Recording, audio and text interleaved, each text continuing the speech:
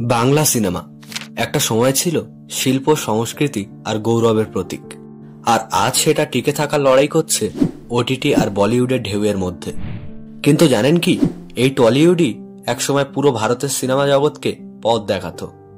চলুন ফিরে যাই সেই সময়ের পেছনে, যেখানে রিল ছিল সাদা কালো কিন্তু স্বপ্ন ছিল রঙিন।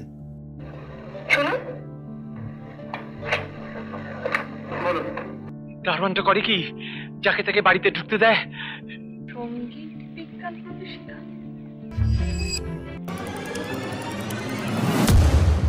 1917 সালের বিল্বমঙ্গল প্রথম বাংলা চলচ্চিত্র। তখন কলকাতা ছিল সিনেমার রাজধানী। নতুন থিয়েটার স্টুডিও তৈরি হলো, আর সেখানে কাজ করতেন হিমাংশু রায়, দেবিকা রানী, প্রমথেশ বড়ুয়া। তারা শুধু সিনেমা বানাননি, তারা বানিয়েছিলেন বাংলা চলচ্চিত্রের ভাষা। মুক্তি, চরিত্রহীন, বিদ্যাপতি এই ছবিগুলোই পরে হিন্দি সিনেমাকেও প্রভাবিত করেছিল। এর পরে চলে যাই বাংলা সিনেমার স্বর্ণযুগ 1950 থেকে 1975 সাল। এটাই ছিল বাংলা সিনেমার সোনালী সময়, যেখানে সিনেমা ছিল কেবল বিনোদন নয়, একটি শিল্প। এই সময় জন্ম নিলেন তিন মহারথী: সত্যজিৎ রায়, ঋত্বিক ঘটক, মৃণাল সেন। পথের পাঁচালী যখন কান ফিল্ম ফেস্টিভ্যালে বাজলো, গোটা বিশ্ব জানলো ইন্ডিয়া সিনেমা মানে শুধু বলিউড নয়, ইন্ডিয়া সিনেমা মানে বাংলা। এই সময় উত্তম কুমার আর সুচিত্রা সেনের জুটি বাংলা সিনেমাকে আরো জনপ্রিয় করে তুললেন। হারানো সুর, চাওয়া পাওয়া, সপ্তপদী, প্রেম সঙ্গীত, সংস্কৃতি সব মিলে গড়ে উঠল কিংবদন্তি যুগ। এর পরে চলে যাই বাংলা সিনেমার বাণিজ্যিক উত্থান ও নতুন প্রজন্ম 1980 থেকে 2000 সাল। 70-এর শেষে বাংলা সিনেমা একটি মোড় নিল। রাজনীতি, অর্থনৈতিক সমস্যা আর দর্শকের রুচি পাল্টে গেল। এই সময় সিনেমা হয়ে উঠল আরো মশলাদার, আরো বিনোদনমূলক। উত্তম কুমারের পর জনপ্রিয় মুখ হলেন প্রসেনজিৎ চট্টোপাধ্যায়, যিনি 80-90 দশকে বাংলা সিনেমার একমাত্র মেগাস্টার হয়ে উঠেছিলেন। এই সময় তৈরি হয় পারিবারিক, অ্যাকশন আর মেলোড্রামাটিক সিনেমা। অমর প্রেম, সাহেব, চিরদিনই তুমি যে আমার, এইসব সিনেমা বাংলার আবেগ হয়ে গেছে।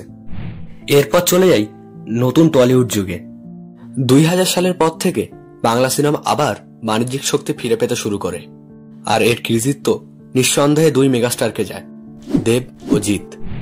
জিৎ তার প্রথম ছবি সাথী দিয়েই ঝড় তোলে পুরো বাংলা সিনেমায়। তারপর একের পর এক হিট, নাটের গুরু, বস। জিৎ হয়ে ওঠেন পরিবারের প্রিয় হিরো। অন্যদিকে দেব আসেন সম্পূর্ণ নতুন এনার্জি নিয়ে। চ্যালেঞ্জ, পাগলু, খোকাবাবু এই সিনেমাগুলো তরুণ প্রজন্মকে আবার ফিরিয়ে আনে সিনেমা দেখতে। দেব পরে রাজনীতিতে যোগ দিলেও এখনো নিজের মতো করে সিনেমা করে যাচ্ছেন, প্রজাপতি, বাঘা যতীন। আর এর প্রমাণ যে বাংলা সিনেমা এখনো বেঁচে আছে আবেগে। কিন্তু এখন সময়টা সহজ নয়। OTT platform, YouTube, shorts, Bollywood আর দক্ষিণী সিনেমার দাপটে বাংলা সিনেমা টিকে থাকার লড়াই করছে। অনেক সিনেমা মুক্তি পায়, কিন্তু দর্শক হলেই আসে না। সিনেমা হল বন্ধ হচ্ছে, প্রযোজকরা ক্ষতির মুখে। এই সময় দাঁড়িয়ে সৃজিত মুখার্জির 22শে শ্রাবণের মতো সিনেমা আজও প্রমাণ করে চলেছে, যদি গল্পে শক্তি থাকে, দর্শক আজও বাংলা সিনেমাকে ভালোবাসে। আজ নতুন প্রজন্মের হাতে ক্যামেরা আছে, গল্প বলার সাহস আছে। ইনস্টাগ্রাম, ইউটিউব, শর্ট ফিল্ম এগুলোই যেন ভবিষ্যৎ টলিউডের ভিত্তি। যদি আমরা আমাদের গল্পে, আমাদের মাটির গন্ধে ফিরতে পারি, তাহলে বাংলা সিনেমা আবার ফিরবে তার পুরনো গৌরবে। 100 বছরের বেশি সময় ধরে এই যাত্রা আমাদের শেখায়, সিনেমা শুধু রিল নয়, একটা ইতিহাস, একটা সংস্কৃতি আর মানুষের অনুভূতি। সত্যজিৎ রায়ের ক্যামেরা থেকে শুরু করে দেবজিতের জনপ্রিয়তা সবই প্রমাণ করে বাংলা সিনেমা কখনো হারায় না, শুধু সময়ের সঙ্গে বদলায়। ভিডিওটি ভালো লেগে থাকলে বং প্রেজেন্টেশন চ্যানেলটি সাবস্ক্রাইব করবেন, কারণ এখানেই আপনি জানতে পারবেন বাংলার ইতিহাস, সংস্কৃতি আর গল্পের আসল রূপ।